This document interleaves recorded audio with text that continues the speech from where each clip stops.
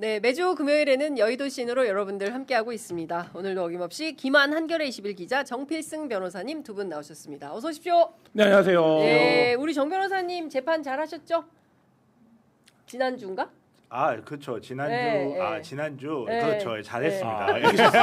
이기셨습니까? 아니 아직 이기셨습니까? 결론이 나오진 아, 않았습니다. 아직 안 나왔습니까? 장밋빛 전망입니까? 장밋빛 전망을 하고 있는 네. 사건이긴 합니다. 한국 축구는 왜 그렇게 된 겁니까? 감독 문제를 들어야겠죠. 누가 그런 얘기 하더라고요. 예. 굉장히 실험적인 축구였다. 지고 있는데 한번 수비적으로 해보자. 이런. 그래서 뭐 거의 후반전 보는 내내 예. 진짜 엄청나게 분통이 터지더라고요. 그 실험적이 네. 아니고 실망적 네. 아닌가요? 실험적이죠. 예. 에이스를 후반에 넣는 실험을 해보자. 우리가 특이한... 수비가 불안한데 김민재를 빼는 실험을 해보자. 예. 뭐 이런 걸로 했는데 저는 이제 엘리트에 운동을 시키는 입장에서 거기까지 간 선수들이면 사실 뭐 정말 신의 경지에 다다른 선수들이거든요. 근데 이제 그 선수들을 집합적으로 우리가 보는데 왜 이렇게 무기력한가? 이게 저는 굉장히 안타깝더라고요. 그러니까 개개로 뛰어놀면 굉장히 기량이 뛰어난 선수들인데 그 국가대표팀 유니폼을 입고 뛸 때만 되면 뭔가 굉장히 답답하고 무기력하고 뭔가 안 하고 싶어하는 것 같고 이렇게 비춰질 정도로 이제 무능해 보이니까 감독을 어떻게 바꿔야 되는 거 아니에요? 뭐 그 얘기는 오래전부터 있었지만 이제 뭐 어쨌든 이번 대회 끝나고 예. 좀 진지하게 협회부터 해갖고 시스템까지 얘기를 해야 될 때가 비로소 왔다. 일본 경기 보면 이거 이래서 되겠는가 싶을 정도로 일본은 잘하거든요. 그러니까 이 격차가 왜 벌어지고 있는가 이게 좀 근본적인 답답함이죠. 예. 참 지금 우리 대한민국의 개혁 과제가 축구까지 개혁해야 되는 상황이어서 머리가 아프다. 4년에 한 번씩 국민들의 어떤 우라통과 관련된 문제이기 때문에 선거만큼 답답하게 하는 답답하죠. 축구다라는 생각이 좀 드네요. 그리고 베네수엘라 얘기를 안 할 수가 없는데 너무 심각한 것 같습니다. 미국 지질조사국에 따르면 7.2 지진이 발생한 지 39초 뒤에 7.5 그래서 많게는 10만까지도 지금 사상자가 발생할 수 있다는 언론 보도가 이어지고 있어서 이거는 진짜 전 세계적인 구호 활동이 필요해 보인다. 정치인들 여기 좀 가가지고 활동 좀 하면 안 되나? 말하지 말고. 공항이 파손돼 갖고 구호물자나 이런 거 전달도 지금 굉장히 어렵고 그러면 해상으로 가야 되면 이제 또 여러 가지 봉쇄 문제라든지 뭐 또 이 국제 정세가 있는데 뭐 어쨌든 뭐 국가적 재난 상황이고 스스로 이제 그거를 극복할 수 있을 만한 뭐 인프라라든지 지원이 그러니까요. 경제력이 안 되는 상황이라 국제사회가 빨리 이제 신속하게 좀 도움을 주는 게 필요해 보입니다. 그 우리 뭐 정 변호사님 하실 말씀 없어요? 힘내세요. 예. 자, 저희가 그리고 방금 전에 갤럽 조사가 나와서 갤럽 조사 좀 보도록 하겠습니다. 그 지난 그 월요일 조사에서는 리얼미터에서 뭐 이른바 데드 크로스 5주 연속 하락세 이런 비판이 있었는데요. 방금 전에 나온 대통령 직무평가 그렇구나. 광고를 해야 됩니다. 광고를 해야 됩니다. 죄송합니다. 네. 정말 죄송합니다. 저희 생명수인데 제가 깜빡했어요. 넉넉히 하십시오. 네. 네. 자, 비교원 광고부터 먼저 시작하도록 하겠습니다. 인터넷 휴대폰 정수기 렌탈 의외로 매월 나가는 요금으로 부담되시죠? 3년 이상 계속 사용하고 계시다면 이번 기회에 비교원에서 갈아타시고 사은품도 챙겨가시기 바랍니다. 인터넷 TV 신규 가입 시 최대 48만 원, 휴대폰 구입 시 최대 50만 원, 정수기 렌탈 시 최대 30만 원, 모두 128만 원의 혜택을 만나실 수 있으십니다. 여기에 쓰던 폰 그대로 통신사만 변경하셔도 최대 30만 원의 혜택을 받으실 수 있으십니다. 만약 현금 사은품 혜택 원하지 않을 경우에는 55인치 삼성 TV로 선택해서 받으실 수도 있으십니다. 지원금이 타사보다 적으면 차액의 120%를 보장해드리는 비교원 보장제도 현재 실시하고 있습니다. 개인정보 보안 철저해서요. 지금까지 단 한 건의 보안사고 없었고요. 8억 원 이상 보증보험에 가입되어 있어서 안심하고 가입하셔도 좋겠습니다. 인터넷 TV, 휴대폰, 정수기 비교는 비교원에서 하시기 바랍니다.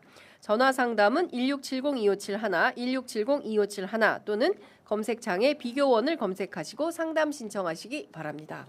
저희가 이제 조만간 서경석 씨 모셔서 이거 한번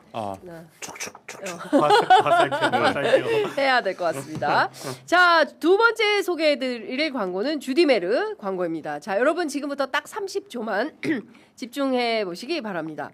주디메르가 창사 14주년을 맞이해서 역대급 혜택을 준비했습니다. 사실 저도 처음 이 가격을 보고 진짜 믿기 어려운 수준이었는데요. 왜냐하면 일반적인 할인 행사 수준이 아니기 때문에 그렇습니다.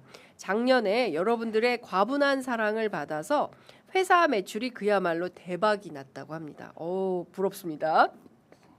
그래서 주디메르 대표님께서 이건 무조건 고객님들께 다 돌려드려야 한다라고 하면서 수익을 거의 포기하고 역대급 할인을 결단한 행사입니다.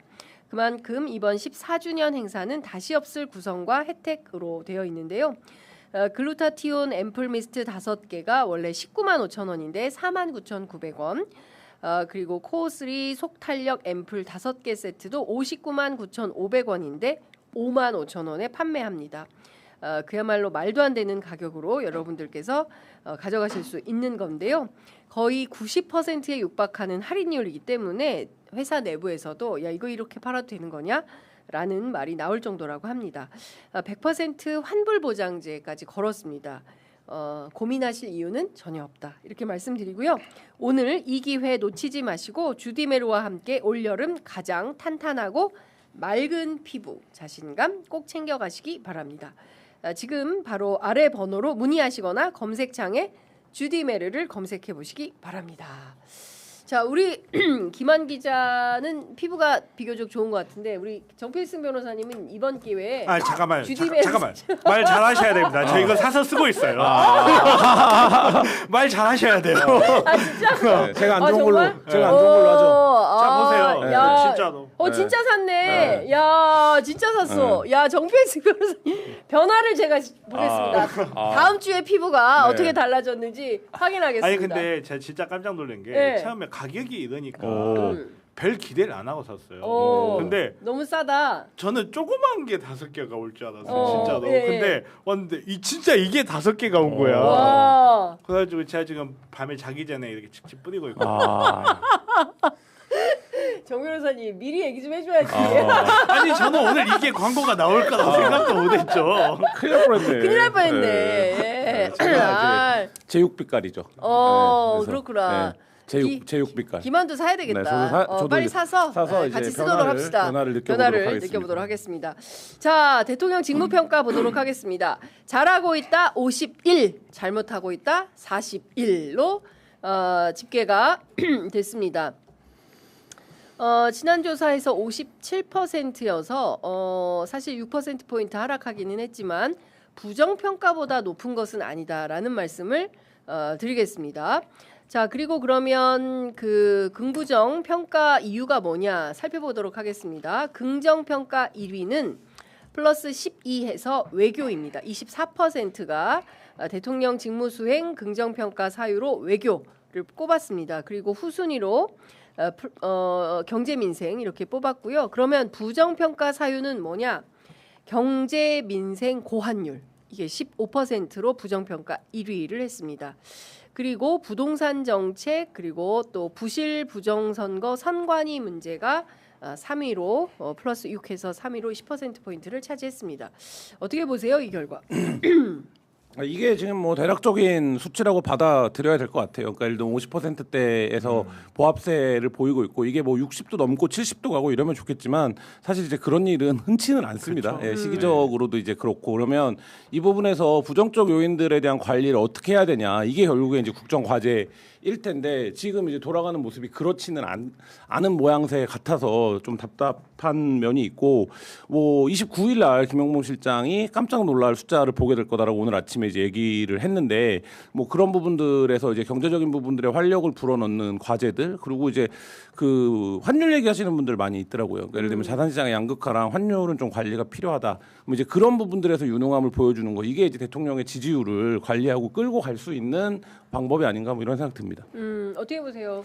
저도 뭐 비슷하게 평가를 하고 저는 제 생각보다는 덜 떨어진 것 같다라고 조금 생각을 했고요. 그래도 더 떨어지진 않을 것 같다라는 게 저는 좀 생각입니다. 말씀하셨다시피 29일날 이제 김용범 실장님이 여러 가지 발표를 하실 것도 같고 네. 또 7월 1일날 그 문재인 전 대통령님하고 오찬 약속이 있으시고 그리고 이제 약간 좀 기존에 좀 소외됐다고 느끼는 지지층들을 좀 도닥이는 모습들이 보이기 시작하는 것 같거든요. 네. 그래서 더 떨어질 일은 없지 않을까 저는 좀 그렇게. 이 반등한다. 예. 예. 자, 지역별로 살펴보면요. 광주 전라 지역에서 75%가 잘하고 있다. 19%가 잘못하고 있다. 이렇게 평가를 했고요.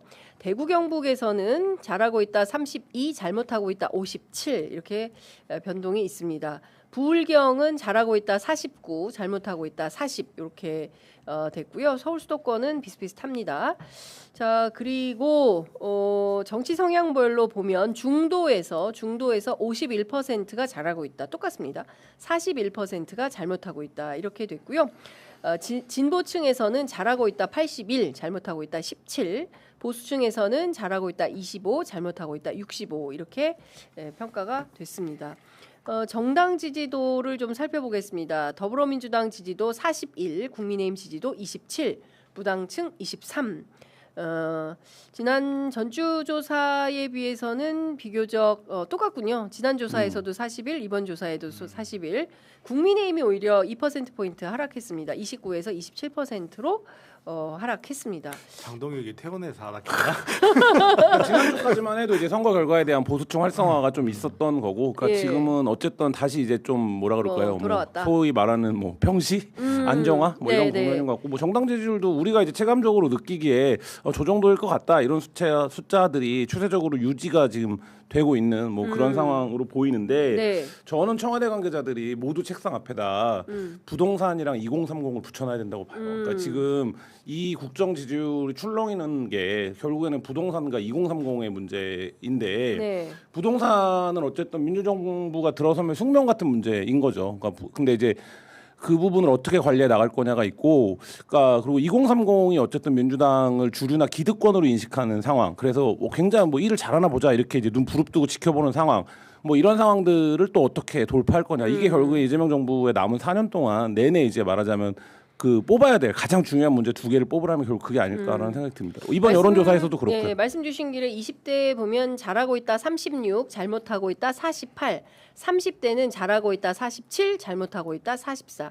좀 팽팽합니다. 어쨌든 30대는 잘하고 있다가 우세하고 20대에서는 못하고 있다가 우세한 이런 상황. 근데 말씀하셨다시피 부동산인데 높여요, 낮춰요. 부동산이라고만 써놓고 그걸 높이는 게 맞는지 낮추는 게 맞는지 이 부분도 저는 좀 심각한 고민을 해야 된다고 생각해요. 많은 사람들이 의제를. 부동산을 가격을 안정시킨다라고 표현을 하는데, 그러면 안정시킨다면 그대로 이대로 고정을 하지 않는 뜻인지, 아니면 낮춰야 된다는 것이 높여야 된다는 것이, 이게 이해관계가 워낙 첨예하게 갈리는 부분이 있거든요.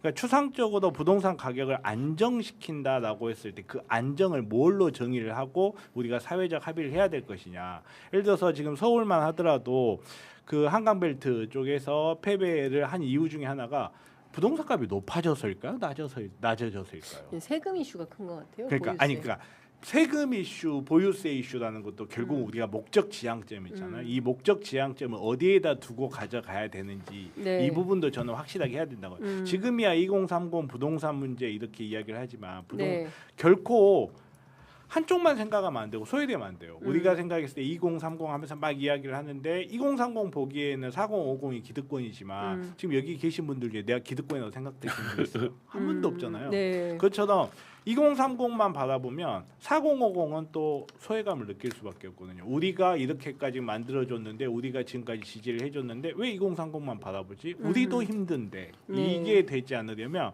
이 균형점을 저는 정말 잘 맞춰야 된다.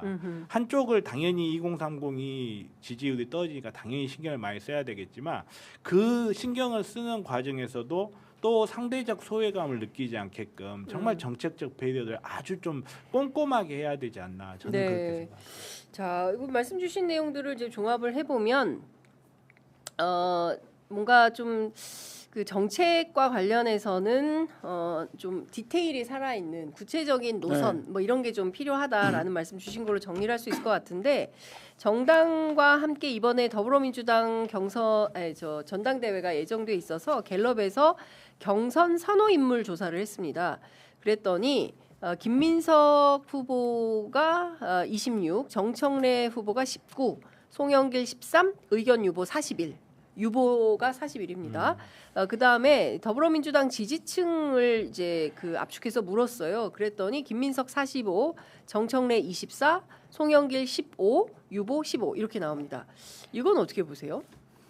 그러니까 이게 지금 민주당 계열 정치인 중에 가장 지지율이 높은 거는 이재명 대통령이에요. 네. 그리고 이제 민주당 지지층의 여론조사 숫자 나온 거 보면 이재명 대통령의 마음이 어디에 있는지를 민주당 지지층은 이미 이제 좀 해석과 파악이 끝난 상태이고 그게 이제 그대로 숫자에 드러나는 게 아닌가라는 생각이 들고, 그러니까 이게 이제 말하자면 집권 1년에서 2년 차로 넘어가는 과정에서 정치적 순리에 가까운 숫자이죠. 왜냐하면 집권 여당의 존재 이유는 어쨌든 국정 운영의 뒷받침과 그다음에 정당의 기능으로 보면 선거에서 승리하는 거, 요 이제 두 가지가 핵심적인 거 아니겠습니까? 그럼 이제 그 부분에 대해서 민주당 지지층들은 이제 생각을 정리해 가고 있는, 뭐 굉장히 지금도 시끄럽습니다만 생각을 정리해 가고 있는 게 숫자로 드러난다라고 보여지고, 이제 갤럽뿐만 아니라 대체적으로 지금 민주당 지지층의 여론조사에서는 김민석 후보가 굉장히 앞서는 걸로 나오고 있거든요. 그러니까 이런 말하자면 공론장의 뭐 시각이나 분위기와는 달리 이제 그런 부분들이, 그러니까 말하자면 좀 보편 다수의 생각이 아닌가, 뭐 이런 생각이 듭니다. 어떻게 보세요?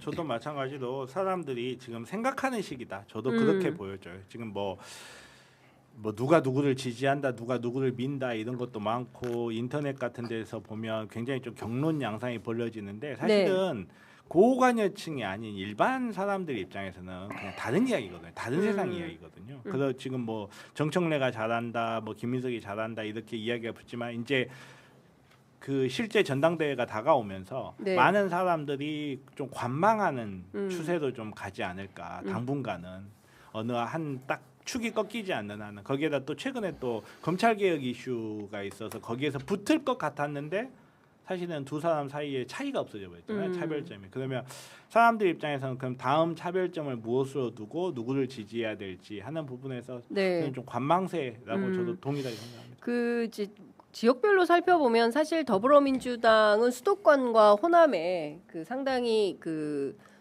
당원들이 많이 있고, 중요하죠. 그렇죠. 그리고 호남의 선택이 제일 중요한 정당이고, 또 하나는 405060 세대가 어디를 지지하느냐가 되게 중요한데 그걸 좀 살펴보도록 하겠습니다. 그 광주 전라 지역에서 김민석 34, 송영길 19, 정청래 23, 의견 유보 25 이렇게 나왔고요.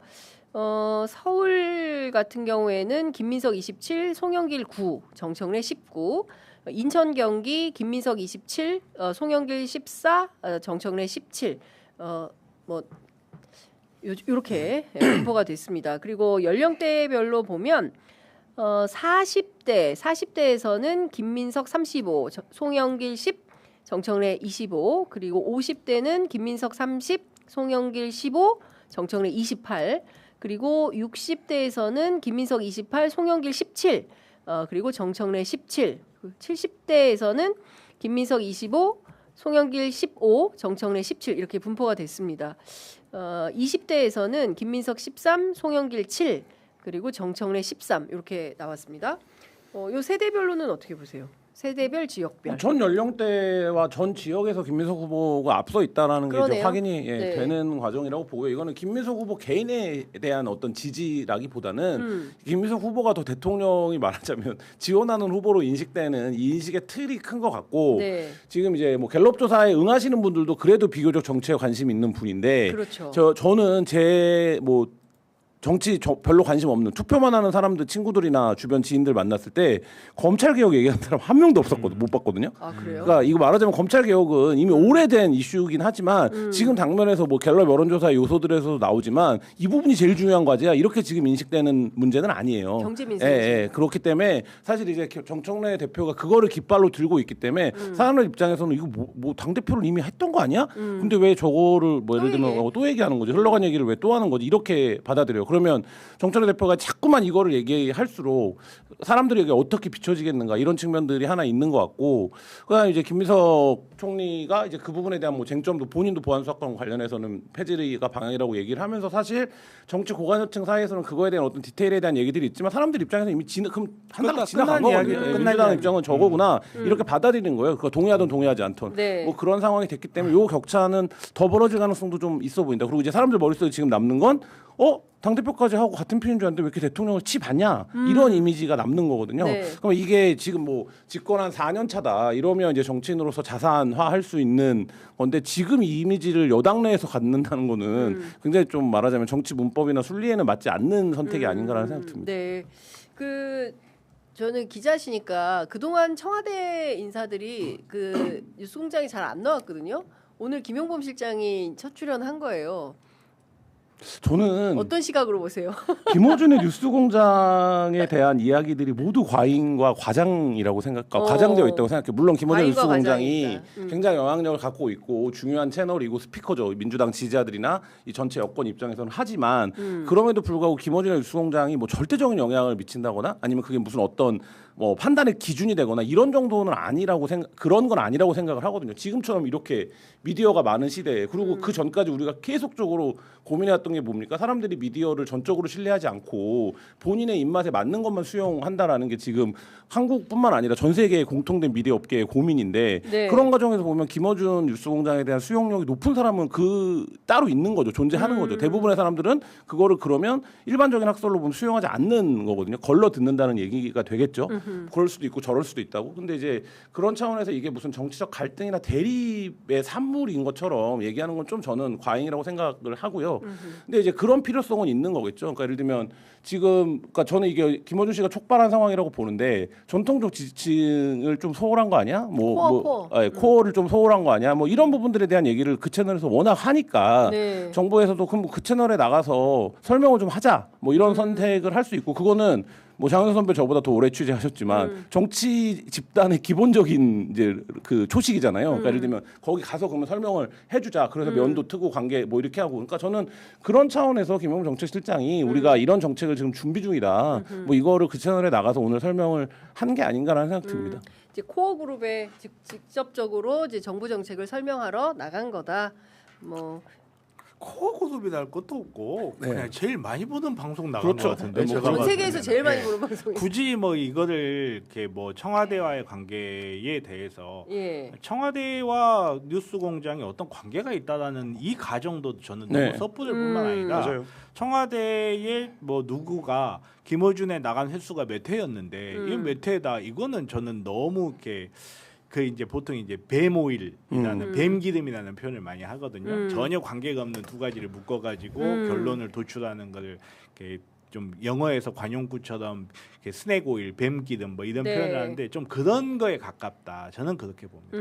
그렇군요. 저희 취재 편의점에도 좀 나오시면 좋을 것 같습니다. 예, 저희도 코어가 많이 보기 아. 때문에. 그러니까 지금 저도 정 변호사님 말씀 동의하는데 코어 때문에 나간 건 아니에요. 코어 때문에 나간 건 아니고 어쨌든 정부 정책이 에 대한 홍보를 가장 말하자면 큰 채널에 가서 그렇죠. 하겠다 뭐 이런 네. 차원의 접근인 것 같고 예. 뭐 근데 저는 오히려 김어준의 뉴스공장이 문제가 되는 거는 당직을 갖고 있는 뭐 사무총장이라든지 예. 뭐 이런 분들이 당대표. 특정한 시기에 사람들이 오해할 수밖에 없는 시기와 내용을 갖고 그 방송에만 나가서 얘기를 하는 거 이런 게 문제라고 생각해요. 그러니까 예를 들면 김어준 씨가 자기 방송에서 어떤 얘기를 하던 그건 김어준 씨 마음이죠. 근데 이제 그거 자체를 너무 지나치게 많이 해석해주고 있고 근데 그런 해석이 되도록 당직을 갖고 있는 정치인들이 가서 얘기를 함으로써 오히려 갈등이 벌어지는 이런 상황을 만드는 거 이게 문제죠. 사실 그건 오해가 아니죠. 네, 오해가 아니죠. 그거는 의도가 있는 거죠. 그건 오해가 네. 아니죠. 네, 네. 정확한 거죠. 네. 자, 다음 달 1일 이재명 대통령과 문재인 대통령이 청와대에서 오찬을 함께 합니다. 늦었지만 다행이다. 뭐 제가 어제 취재해 보니까 뭐 이렇게 얘기하는 분들도 있고 또 일각에서는 여태 뭐 하다가 이제 모시는 거냐 이런 비판 그리고 또 문재인 대통령 왜 만나냐 밥 먹지 마라 이런 비판도 존재합니다. 정 변호사님 어떻게 보세요? 저는 앞에 늦었지만 빼고 다행이다. 네. 그렇게 늦지도 그렇게 빠르지도 않다고 저는 네. 생각해요. 전직 대통령을 만나는 이게 워낙 이제 정치적 상징성이 있기 때문에 네. 한데 이 전해를 보면 전직 대통령과 만나서 오찬을 한다는 것 자체가 사실 그렇게 흔한 일이 아니에요. 그렇게 흔한 일이 아니기 때문에 지금 만나시는 거를 이걸 가지고 뭐 늦었지만이라는 형용사를 붙일 필요는 없다. 하지만 다행이다라고 이야기를 하는 거는 사람들이 그거에 대해서 동의를 하거나 하지 않고 코어 지지층이 어느 정도 흔들렸던 건 사실이고 그리고 소위 말하는 문조털레요 현상이라 해가지고 일종의 약간 좀 기존의 민주당 지지율 내부에서 좀 그런 오해라고 해야 될까요? 저는 오해이길 바래요. 오해라고 해야 될지 이런 부분에 대해서 이재명 대통령님이 문재인 대통령 만나서 오찬을 하고 좋은 분위기를 만들어내줌으로써 그런 거 없다. 우리 이재명 정부에서는 과거 우리 민주당의 레거시를 홀대하지 않고 거기에 대해서 우리는 존중하고 함께 나갈 것이다라는 메시지를 내주는 것은 저는 굉장히 바람직하다고 생각합니다. 무슨 얘기하면 좋겠어요 그 자리에서 어떤 얘기 나올까요?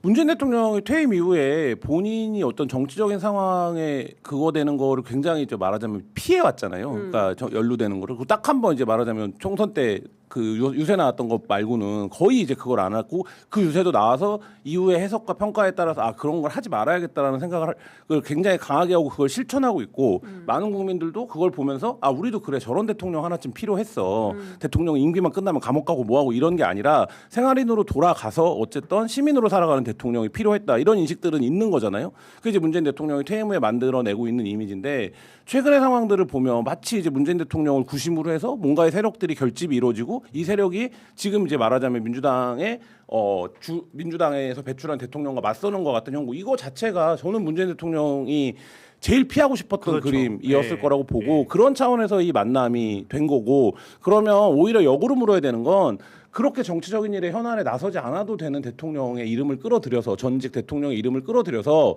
자기 정치를 하고 있는 것 사람들이 문제인 거죠. 문재인 대통령 그거 안 하겠다고 한 거잖아요. 근데 이제 이런 거고 만남이 늦었냐 짧았냐 이거는 저는 뭐 의미 없고 모든 만남은 이유가 있을 때 만나는 거죠. 그렇죠. 이유 없이 만날 수는 그럼요. 없는 거예요. 그러니까 뭐 그거는 알려지지 않겠죠. 이유 없이 만나면. 그러니까 이유가 있는 거고 저는 문재인 대통령이 나서서 지금 상황에 대한 민주당의 어쨌든 가장 원로인 거잖아요. 그러니까 민주당이 배출했던 중요한 정치적 자산이기도 하고 그러니까 이 지금 상황에 대해서 진정되는 얘기를 메시지로 내놓지 않을까라는 생각이 들어요. 이 만남의 이유가 그거일 테니까. 그렇다라고 하면 지금 말하자면 강하게 드라이브를 걸고 있는 쪽에서 얘기하는 여러 요소들이 지금 와해되거나 형해되고 있는 상황이거든요. 그럼 이 갈등의 본질은 뭐냐?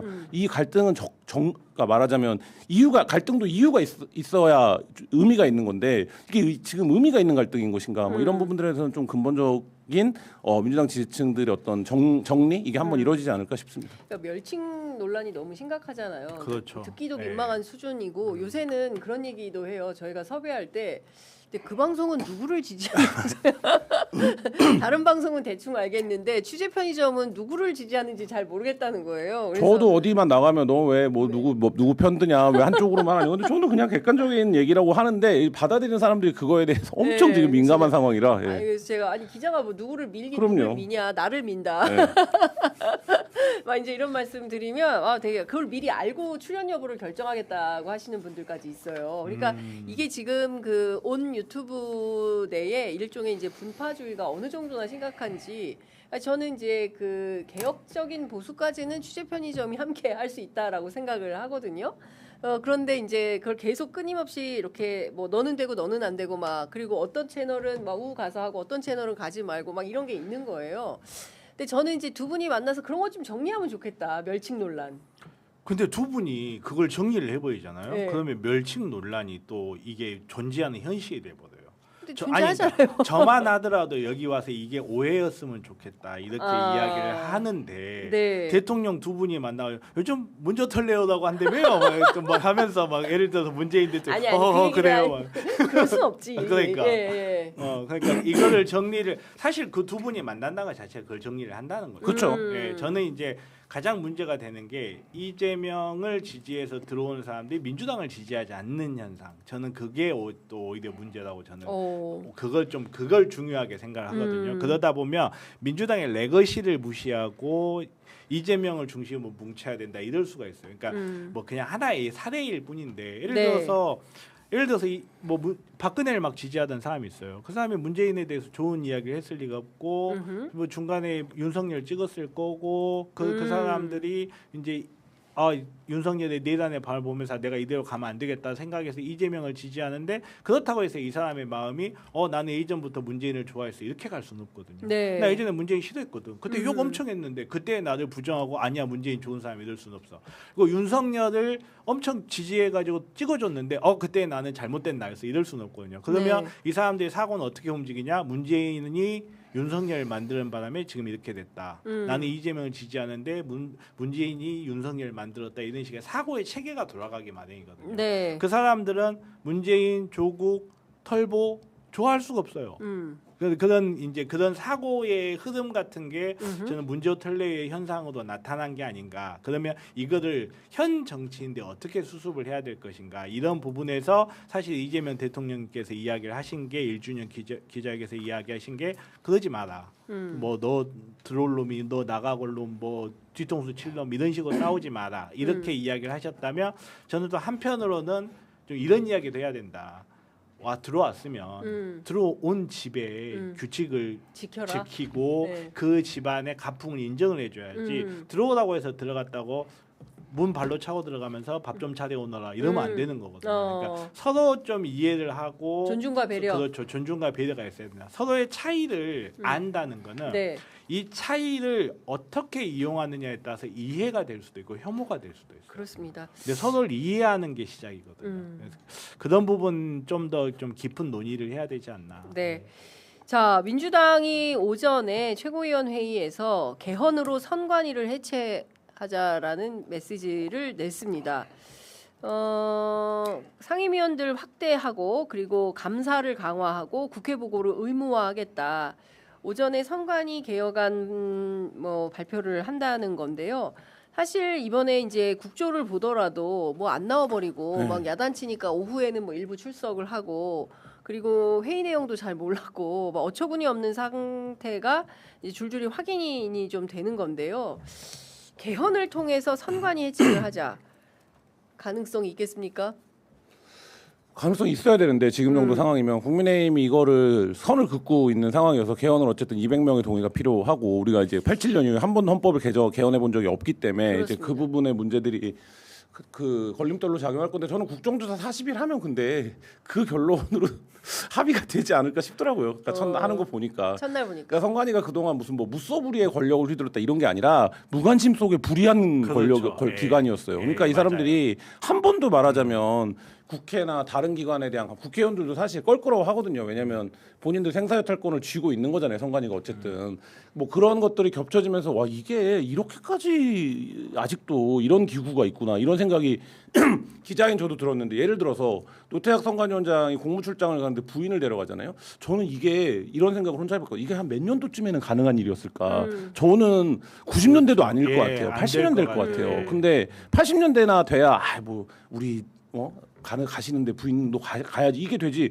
지금 어느 기관에서 이거를 관행이었습니다 이렇게 설명할 수가 있어요. 근데 선관위가 그러면 이 지체 정도가 30년도 넘은 기관인 거예요. 그러니까 그 부분을 어떻게 할 거냐 이거는 사실 지금 주장한 대로 논리적으로 보면 개헌을 통한 이제 말하자면 개혁밖에 없는데 국민의힘이 이제 그거를 정치적인 문제로 받아들이니까 그거를 근데 선관위가 제가 볼 때는 40일 동안 맹활약하시면서 이 여야간의 합의에 그 매개가 되지 않을까라는 생각이 들더라고요. 네. 그런 것도 있고 민주당 입장에서 야 너네들 지금까지 부정선거 그렇게 노래를 불러놓고 선관위 개혁은 막상 동의를 안 한다고 라는 정치적 프레임을 잡고 가주면 국민의힘에서도 계속 버티기 쉽지 않을 거라고 저는 생각을 해요. 지금 개헌 말고는 선관위를 어떻게 할 수 있는 방법이 없어요. 그리고 지금 뭐 30년, 40년 뒤처진 이야기했는데 대한민국에 30년, 40년 뒤처진 기간이 딱 두 개가 있어요. 헌법 기간 중에. 하나가 사법부하고 하나가 선관위인데 네. 둘이 합쳐놨어 얘들은. 그렇죠. 콜라보야. 콜라보네. 콜라보야. 예. 정말로 우선 급한 데도 사법부하고 디커플링만 해도 저는 훨씬 나아질 거라고 봐요. 왜냐하면 사법부와 선관위가 붙어있다는 게 왜 중요하냐면 얘네들의 모든 판단을 사법부가 해버린다. 그렇죠. 근데 우리가 하나가 돼 있어. 네.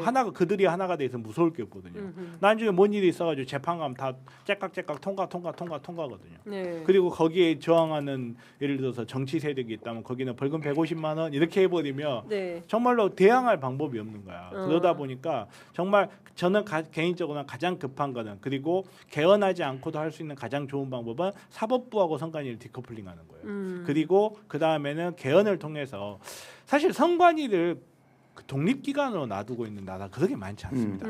우리나라는 이제 과거에 부정선거 사람 지들이 했잖아 부정선거. 네. 아무튼 부정선거에 추억이 있다 보니까 이 부분에 대해서 독립성을 강하게 인정해주고 그리고 또 한국인들 공부 잘하는 사람 엄청 좋아해요. 사법고시 통과한 사람 환장을 해요. 그러다 보니까 사법고시 통과한 최고 인력들이 판사들한테 맡겨놓으면 좋지 않을까? 네. 이게 가장 독립적이고 객관적이지 않을까라고 시켜놓은 건데 네. 너무 독립적이고 너무 객관적인 거예요. 오로지 자기네들만을 위해서 일하는 거예요. 네. 지금 숨어서 잘 산 3, 40년 동안 꿀 잘 빨았는데 이제 그만 빨게 해야죠. 이제 더 이상 숨어서 꿀 빠는 일 없도록 선관위 감시와 견제 이런 게 근데 필요하다. 저는 이 논의가 선관위 직원들 사이에서 부정선거론자들이 너무 많아갖고요. 저희가 사전 투표하려면 너무 힘들고요. 그거 개표하기도 힘들고요. 관리하기도 힘들고요. 그러니까 그냥 본투표 이틀 하는 걸로 바꿔주세요. 저는 이게 최악이라고 생각해요. 그러니까 왜 최악이냐면 그쵸. 어쨌든 참정권을 늘리는 범위로 되는 게 개혁인 거예요. 방향은. 네. 그럼 참정권을 어떻게 계속 보장할 거냐가 전제가 된 상태에서 다른 행정적인 프로토콜이나 이런 것들의 논의가 이뤄야지 이거를 뒤집으면 꼬리가 몸통을 흔드는 격이 되거든요. 근데 이제 국민의힘 일부에서도 그런 주장들이 지금 나오고 있잖아요. 사전선거가 부정선거라고 보니까. 근데 어쨌든 기본적인 방향은 참정권이 확대되는 거고 확대되는 참정권을 잘 관리하는 것이어야지 네. 이게 행정편의적인 접근이 되면 곤란하다 이런 생각이 그 들어요. 우리가 사전 투표가 시작되면서 언론에서 보지 않는 기사가 하나 있어요. 그게 뭐냐?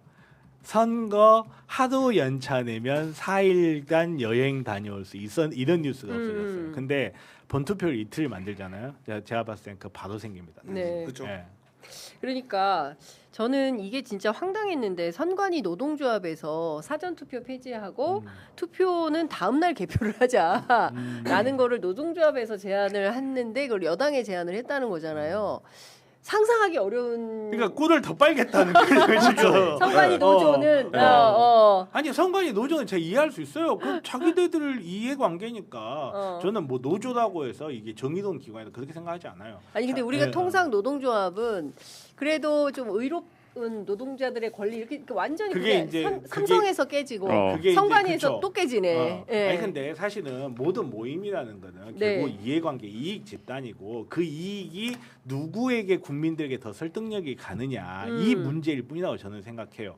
삼성 같은 경우에도 사람들이 삼성 기업을 응원했다는 거는 네. 사람들이 생각했을 때 노조가 말하는 이해관계와 삼성이 말하는 이해관계에서 삼성의 이해관계가 더 설득이 잘 됐던 거예요. 그러니까 지금까지는 노조의 이해관계 왜냐하면 대부분 국민 대부분이 다 노동자거든. 네. 그러다 보니까 노조의 이해관계가 더 잘 먹혀들었던 건데 선관위 노동자는 우리 같은 노동자는 차원이 달랐던 거예요. 하루 종일 꿀 빨다가 네. 이거 선거에 그러면 휴직 예. 이런 관계에 있었던 사람인데 자기네들이 생각해봤을 때는 잠깐만 야 우리가 선거 있는 해 왜 휴직하지? 힘들어서요. 야 왜 힘들지?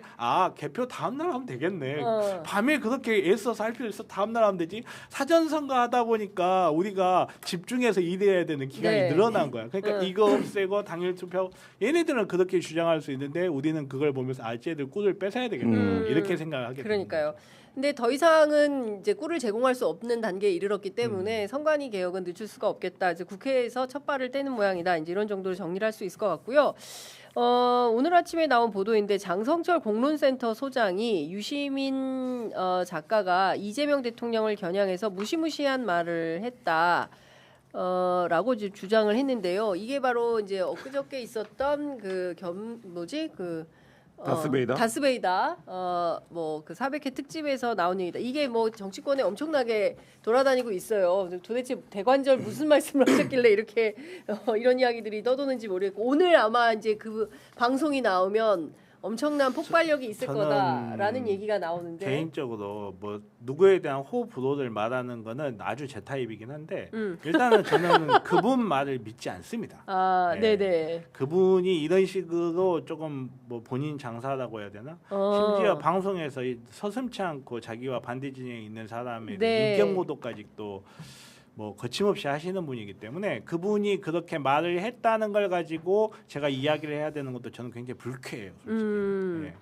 뭐 하여튼 뭐 내용을 뭐 종합을 해보면 프레시한 보도인데요. 이 방송에서 대통령이 올바른 곳으로 가고 있지 않기 때문에 나 유시민은 대통령을 올바른 길로 이끌기 위해 나는 비평 활동을 하고 이 전당대회에 참전한다 이렇게 이야기를 했다.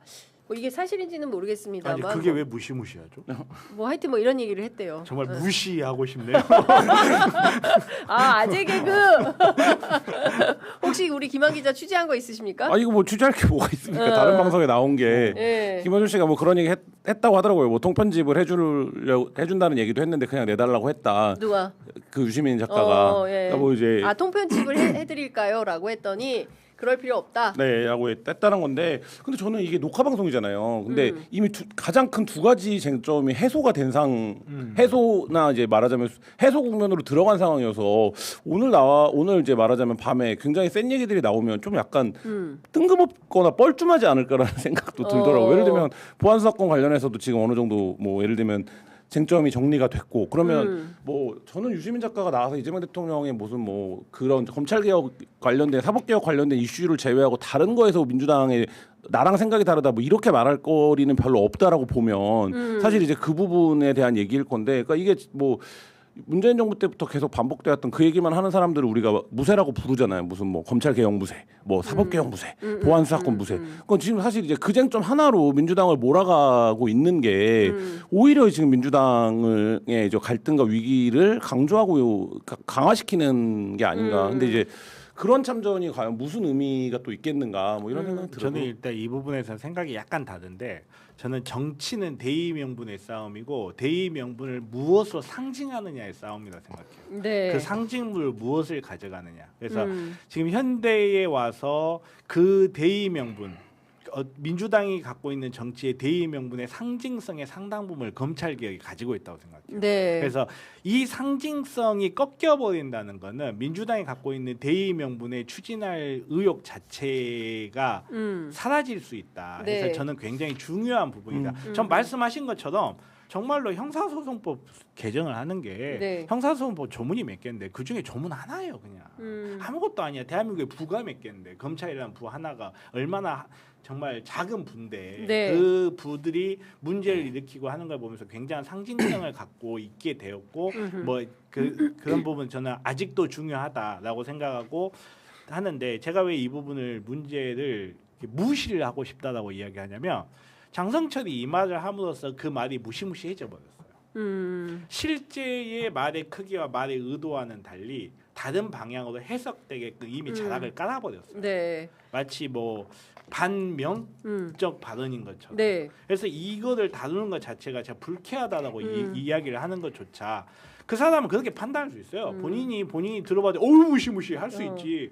근데 사실 들어보면 그렇다고 무시무시한 이야기 아니거든요. 근데 저 말 때문에 소위 말하는 유시민을 싫어하는 사람, 뭐 여러 사람들이 있겠죠. 그런 사람들이라든지 뭐 예를 들어서 친명이 아니면 반대하는 의사를 표시하는 이런 사람들한테 너무 좋은 먹잇감을 훅 던져버리는 거예요. 그래서 그런지 같이 출연한 김준일 평론가가 전혀 충격적이지 않다. 안 충격적이다. 뭐가 충격적이냐? 뭐 이러면서 ABC론 뭐 이런 걸 다시 꺼냈다고 합니다. 여튼 뭐 방송이 오늘 나온다고 하니까요. 충격적인지 안 충격적인지는 홍보는 진짜 끝장나게 되는 것 그러니까 같아요. 홍보는 진짜 저희가 많이 해드리는 것 같습니다. 네. 자 시간이 얼마 안 남아서 내란 재판 관련돼서 좀 여쭤봐야 될 것 같은데요. 일단 다시 항소심이 한 달 만에 재개가 됐습니다. 무엇보다 그 이진관 판사가 노상원 수첩을 확실하게 인정을 해서 그리고 또 특검이 이제 노상원 수첩에 대해서 굉장히 중요하게 판단하고 수사를 하고 있기 때문에 항소심에서는 지규현 판사가 이를테면 뭐라 그랬죠? 그 허접하다 그랬나요? 뭐 생각이 안 나는데 망상인데 수첩 조악하다. 조악하다라는 표현을 썼는데 이 노상원 수첩을 증거로 사용해서 재판에 주요하게 작용할 가능성 어떻게 보세요, 정 변호사님? 수첩하면 생각나는 거 있죠. 김기춘 때 그 보좌관 수첩. 보좌관이 아니라 거기죠. 그 안종범. 안종범 네. 수첩 생각나죠. 안종범 수첩은 박근혜 때. 네, 박근혜 때. 네. 아니 그러니까 김기춘이 비서실장 일하면서 네. 그때 당시에 그 수첩 직접 보면 정확하게 짝이 짝이 없어요. 없죠. 사실은 매우 형사법정 꼼꼼하게 썼다고. 꼼꼼한 거하고 조악한 건 좀 다르잖아요. 형사법정에서는요 오히려 그런 살아있는 증거 능력이 더 높을 때가 많아요. 뭐 예를 들어서 문서를 깔끔하게 작성한다면 그 문서를 작성하기 위해서 미사역을 넣을 수도 있고 형식을 작성하기 위해서 없는 걸 넣기도 하거든요. 근데 자기 머릿속에서 그냥 있는 내용들 그냥 쑥쑥 적어갈 때는 정말 말 그대로 그 사람의 생각에 날 것이 드러나거든요. 그래서 오히려 더 중요하게 작용한 경우가 많아서 굉장히 이례적이지 않을 수 없어요. 이 판단은. 저는 그 직위원 재판부에서 판단한 게 당연히 맞다라고 생각하고 제 경험상으로도 그렇고 사람의 심리가 움직이는 게 내가 누구한테 보고서를 쓴다 할 땐 그 사람한테 맞추게 돼요. 근데 내가 내 마음속에 있는 걸 수첩을 적을 때 정말 내 머릿속에 있는 날 것 그대로가 들어가기 때문에 사실 그게 가장 중요한 점이에요. 네. 노상원 수첩의 지금 쟁점은 직위원 재판부가 뭘 잘못 판단한 거냐면 계엄에 대한 결심 시기를 잘못 판단한 거죠. 그렇지. 그러니까 예를 들면 그 우발적으로 예, 했고 그거 노상원 수첩을 보면 이거를 한참 전부터 준비한 것 같은데 민간인 노상원이 이런 내용을 할 수가 없잖아. 이걸 할 수가 없잖아. 근데 이 중에 일부 된 게 있잖아. 그러면 이 훨씬 전부터 계엄에 대한 준비나 모의가 있었다고 봐야 되는 거 아니야? 라고 이제 제기를 했던 건데 직위원 그거 인정하지 않은 거죠. 인정하지 않고 12월 1일 날 갑자기 이제 윤석열이 무슨 분노 조절 장애가 있는 사람이어서 계엄을 결심한 것처럼 했지만 이제 그거는 직위원이 이 계엄이라고 하는 행위를 굉장히 축소지향적으로 해석을 한 거고 인류 역사상 네. 최초의 우발적 계엄. 이렇게 뭐 망이 본 거고. 망소이의 난도 네. 아니고. 그렇죠. 그러니까 윤석열을 망이 망소이급으로 망이 망소이처럼 본 거죠. 근데 이제 이진관 재판부가 노상원 수첩에 주목한 건 뭐냐면 이 계엄이 모의된 시점에 대한 추정인 거잖아요. 그러니까 뭐 노상원 수첩이 100% 진실이야 이런 게 아니라 결국엔 민간인 노상원이 그런 이제 중요한 군사 기밀 정보와 민간인은 계엄을 생각할 이유가 없잖아요. 자기는 어쨌든 점이나 봐주면 되는 사람인데 지금 현재 스코어는 근데 이제 그 군 인사를 고민하고 뭐 어디다 배치하는 걸 고민하고 퇴역 HID에 대한 걸 고민하고 이거가 결국엔 어떤 이제 말하자면 계엄이라고 하는 행위에 대한 인지가 있었기 때문에 했던 거 아니냐 이렇게 본 거고 이진관 재판부는 그걸 인정한 거죠. 그러니까 그게 맞다라고 본 거기 때문에 저는 이게 뭐 법조인이 아닌 제가 보기에도 논리적으로 뭐 어떤 구성이 더 합리적이냐 이걸로 놓고 보면 당연히 이제 2심 재판부이고 직위원이 워낙 이상한 판사였다는 건 우리가 직위원이요. 여러 번 확인했기 때문에 직위원 판결문 다 읽어보면요 생각보다 잘 썼어요. 생각보다 잘 썼는데 막판에 보면 양형 부분에서 완전히 삐끗하게 나왔어요. 저는 개인적으로 직위원이 그 판결 이후에다가 대한민국 노대가사를 써놨어도 판결이 사형이었잖아요. 그러면 직위원도 괜찮았고 윤석열한테도 그게 나왔습니다. 1심에서 사형이 나와버리고 2심에서 무기징역이 되면 사람들의 분노가 상당 부분 줄어들어요. 근데 1심에서 무기징역이 나와버리니까 2심 사형인데 2심 사형 바뀌지도 않아요.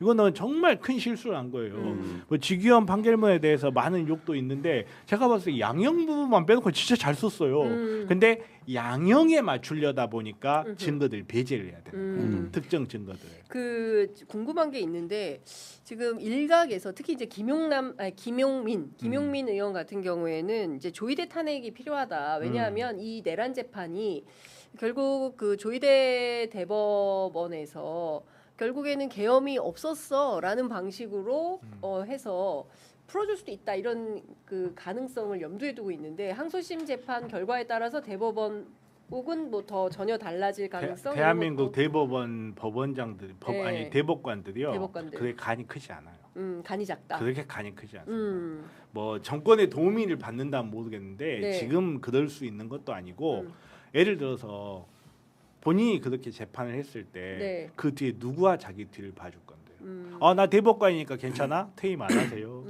대법관들이라고 해서 지금 노태학 당하고 있는 거 안 보이세요? 근데 윤석열을 풀어줬다.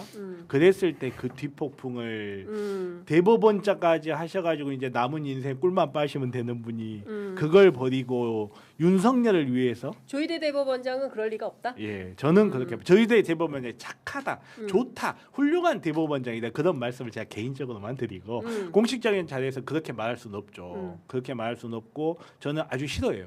그런데 그거에 대한 평가와는 달리 본인들의 수습을 위해서라도 그건 못합니다. 하지만 저는 탄핵에는 찬성해요. 파기환송을 하려면 예를 들면 2심 재판부가 쓴 이제 판결문을 뒤집어야 되는 거잖아요. 그럼 뒤집으려면 논리가 있어야 되잖아요. 그 논리를 못 만들어요. 아니요. 그러니까 제 무슨 말이냐면 그 논리를 만든다라는 거는 굉장히 적극적으로 이 사안에 대한 어떤 예를 들면 무죄 주장을 해야 되는 건데 지금 말씀하신 이유, 그러니까 할 수도 있죠. 예를 들면 법관이니까 근데 그거를 해서 자기가 얻을 이득이 없잖아요. 지금 현실적으로는 그렇기 때문에 어쨌든 올라온 거대로 그냥 하면 되는 건데 이거 그러고 사실 뭐 그렇다고 해서 이 사람들이랑 척지는 것도 아니잖아요. 올라온 거 어쩔 수 없었다라고 가는 정도 수준으로 마무리할 수 있는 일인데, 그러니까 저는 이제 그렇게 할 행위 동기가 없다라는 거고. 뭐 그러니까 이제 뭐 저도 조희대 대법원장을 진지하게 탄핵했어야 된다고 생각하는데 근데 그럼에도 불구하고 요건 때문에 요건이 대법원 가서 망가질 거다. 이거는 이런 우려나 사회적 경각심을 가질 수는 있지만 사실 이제 그거가 꼭 그렇게 되지는 않을 것 같다라는 생각이 듭니다. 알겠습니다. 일단 뭐 항소심이 이제 시작하는 거기 때문에 대법까지 가려면 아직 시간이 많이 있어서 찬찬히 살펴보도록 하겠습니다. 다만 김용민 의원이 지난 프로그램 저희 출연하셔서 그 얘기를 하셔서 좀 여쭤봤고요. 자, 오늘 김건희 씨의 매관매직 의혹 1심 선고가 나옵니다. 서희건설에서 받은 목걸이 그리고 저 누구죠? 저 로봇계? 아니 금거북이. 금거북이는 저기한테 받았죠? 이름이 갑자기 생각이 안 나나? 이배용. 이배용. 그다음에 이제 명품 시계 모두 2억 9천만 원 상당인데요. 특검은 7년 6월 구형했습니다. 선고 어떻게 전망하세요? 저도 거의 한 5년에서 7년 사이 나올 거라고. 5에서 7년. 일단은 무죄 판결을 할 거면 생중계 허용을 안 합니다. 법원이 생중계 허용을 했다는 걸 보면 어떻게든 실형은 유지를 하겠다는 의도로 보이거든요. 근데 통상적으로 봤을 때 이 정도 액수면 최소한 한 5년은 나올 거다. 저는 그렇게 봅니다. 이 두 부부가 근데 재판에 별로 관심이 없어요 이제. 그냥 맞아요. 나와서 앉아 있는 거고 하는 거라서 뭐 치열하게 다투는 것도 없고 뭐 이런 상황이어서. 그러니까 저도 뭐 거의 뭐 구형에서 일정한 이제 말하자면 감형 정도가 되고 5년에서 뭐 이상 나오지 않을까라는 생각이 드는데 문제는 이 금거북이를 준 이배용 씨는 왜 구속이 안 됩니까? 이런 부분이 문제인 거죠. 오히려 그러니까 수사가 미진한 부분들이 있어요. 근데 지금 전체적인 분위기가 인신 구속시켰고 중형 나왔고 하니까 그냥 가자. 자, 이렇게까지 뭐 하나 할 때마다 금목걸이 받고 금거북이 받고 명품백 받은 사람이 돈을 안 받습니까? 그렇죠. 네, 이런 부분들이 지금 남아 있어요 여전히. 근데 이제 그런 부분들까지 이들이 재판에 관심이 없는 것처럼 그런 이들이 왜 재판에 관심이 없으니까 이거 정도면 그냥 이거 뭐 싸게 맞고 가자 이런 분위기인 거잖아요. 지금 왜냐하면 더 본질적인 거 양평고속도로 어디 갔습니까? 김건희 일가가 축적한 부는 다 어디로 간 겁니까? 이런 부분들 안 건드려졌다고요. 그러니까 이게 오히려 지금 문제인 거죠. 오히려 저가 봐도 그게 더 문제. 사실 이제 특검의 수사가 미진한 거 그리고 사실 2차 종합 특검이 얼마 안 남았을 걸요. 10월 30일도 안 남았어요. 이제, 그런가? 네. 그렇게 7월 말이면 끝나는 거네요. 7월 말이면 끝나는데 지금까지 수사 성과가 무엇이냐에 대한 좀 비판이 나올 때가 된 것 같아요. 2차 특검은 짧게 한 마디만 드리면 쌍방울 대북 송금을 처음 들어갔잖아요. 그러면서 뭐라고 했습니까? 엄청난 이제 국정농단의 의심 사건, 초대형 국정농단 의심 사건이라는 에드벌론을 띄워놓고 했단 말이에요. 근데 지금 아무 성과가 안 나와요. 그럼 2차 특검은 기간 내에 뭘 했냐 이 부분이 남는 거예요. 대통령실에 대한 일부 수사와 검찰에 대한 일부 수사에서 진전이 있었던 거는 있지만 그러면 이제 이 수사팀의 역량이라든지 또 의지라든지 이런 부분을 다시 한번 얘기하지 않을 수가 없고 지금이라도 뭔가를 기소하거나 공소를 할 특검을 어쨌든 기소를 하기 위해서 만든 거잖아요. 그거 성과가 나와야 되는데 뭐 지금 얘기 들어보면 가방 싸는 사람들도 많고 자기 사건이 너무 많이 쌓여 있었고 저 빨리 돌아가야 돼요 이런 사람이 많다는 거예요. 이게 지금 뭐냐 이런 생각이 드는 특검이죠. 그렇습니다. 사실은 우리가 가야 될 길이 되게 많은데 이진관 부장판사 혼자서 내란 청산하고 있는 거 아니야? 딴 사람들은 다 뭐 하고 있어? 이제 이런 비판이 좀 있는 것 같고요. 관련해서 간단하게 한 가지만 이제 우리 김학 기자님 가셔야 되는데 30초만 여쭤보도록 하겠습니다. 그 심우정 검찰총장에 대한 그 조사가 있었어요. 실제로 심우정 검찰총장에 대한 의혹은 너무나 많아요. 근데 제대로 수사도 안 되고 검찰 봐주기 하는 거 아니야? 뭐 이런 비판이 많은데 특검에서 심우정 관련해서 어떤 내용들을 좀 캐내야 된다고 생각하십니까? 여러 가지 많죠. 예를 들면 많은데 이미 타겟 타이밍이 너무 늦었고 박성재 재판에서 이한규 법제처장 관련된 부분이 공소 기각이 된 것도 굉장히 그렇습니다. 커요. 그러니까 그게 아마 꺾였을 거고 그래서 저는 현실적으로 밝혀내야 될 리스트가 많지만 별다른 성과는 못 낼 것 같아요. 왜냐하면 최소한 이한규 법제처장에 대한 공소가 인정이 됐어야 그걸 타고 올라가서 심우정이 계엄 사후에 어떤 대응을 했는지 계엄을 사전에 인지했는지 이런 부분들을 타는데 네. 재판부가 명확하게 그거는 특검의 수사범위에 포함되지 않는다라고 판단을 해버렸기 때문에 근데 이거는 양면은 있어요. 공소 기각이 됐기 때문에 다시 수사할 수 있는 상황은 네. 돼요. 네. 그러니까 이제 의지를 갖고 다시 할 수 있느냐 요거는 이제 다른 합의가 필요한 거고 근데 현재 특검에서는 밝혀낼 수 있는 부분은 거의 없을 거다라는 생각은 듭니다. 네, 어떻게 보세요? 저는 사실 이제 2차 특검 할 때 이 한참 논의가 될 때 2차 특검에 크게 기대하면 안 된다고 했었어요. 왜냐하면 2차 특검은 1차 특검에서 이미 큰 거 한번 쓸어 갔단 말이야. 네. 남은 걸 이제 주어야 되는데 사실 1차 특검을 하고 남아 있다는 거는 입증하기 어렵고 건은 작고 사람들 관심은 주어지지 않는 사건들이란 말이에요. 근데 네. 정말 중요한 거는 저는 2차 특검에서 뭘 기소하고 누구를 잡았느냐 이 부분보다 얘네들이 뭘 넘기는가가 저는 더 중요하다고 봐요. 경찰에 넘기는 사건이 무엇이 있느냐에 따라서 저는 정말로 2차 특검에 조금 실망했다 하더라도 네. 3차 특검을 고려를 해봐야 될 수 있다. 저는 그렇게까지 이야기합니다. 윤석열 정권이 3년 동안 나라를 어질렀다면 3년은 치울 생각해야 돼요. 3년은 치울 생각을 해야 예, 된다. 그거는 그냥 세상 일이라는 게 그래요. 안타깝게도 망가뜨리는 거 엄청 쉽습니다. 근데 그걸 다시 쌓아 올리는 일은 에너지가 2배, 3배 훨씬 많이 들어가는 일이에요. 네. 정말 정권을 우리가 잡고 있고 두 번 다시 이런 일이 일어나지 않게 하기 위해서라도 저는 3년 동안은 특검팀 한 3개씩 돌아가고 있네. 이게 특검이야 뭐야 라는 생각이 들 정도로 저는 좀 너무 실망하지 말고 네. 예, 안 나왔다고 해서 알겠습니다. 자, 오늘 말씀은 여기까지 들어야 되겠습니다. 두 분 말씀 잘 들었습니다. 고맙습니다. 네 감사합니다.